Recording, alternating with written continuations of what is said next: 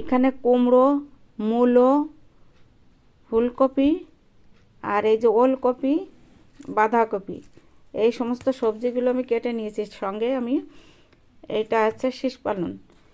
আর এখানে আলু, এক দুটো আলু দেবো, আলু বেশি দেবো না তোমাদের দাদা ভাইয়ের সুগারের কারণে। আমি এই সমস্ত সবজি দিয়ে একটা ঘ্যাট মতো করবো সকালবেলা রুটির টিফিনের জন্য। এই যে প্রথমে কড়াই গরম করে তেজপাতা, তেল, জিরে, শুকনো লঙ্কা দিয়েছি আর এই সবজিগুলো ঢেলে দিলাম। এটা ঢেকে ঢেকে সবজিটাকে আমি রান্না করব।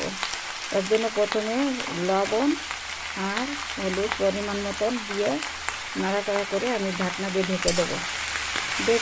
7-8 মিনিট ঢেকে ঢেকে আমি রান্না করবো।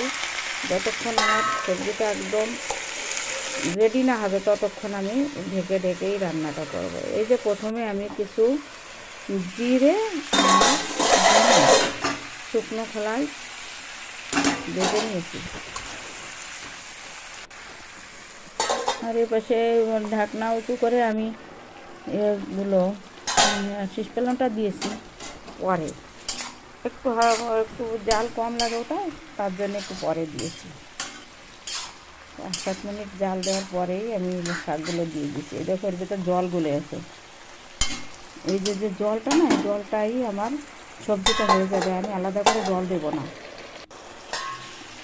যার জন্য আমি ঢেকে দিচ্ছি, জলটা বেরোতে দিচ্ছি না। কিছু কাঁচা লঙ্কা দিয়ে দিলাম। এটা তোমাদের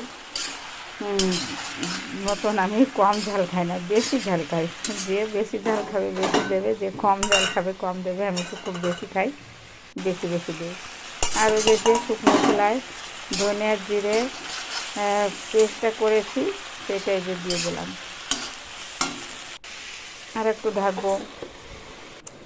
তারপরে ঢেকে আমি একটা ছোটো টমেটো আর ধনেপাতা কুচি আমি যে দিয়ে দিয়েছি।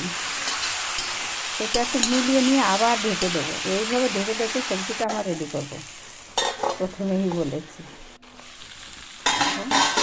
সবজিটা হয়ে গেছে প্রায়, দেখো হয়ে গেছে।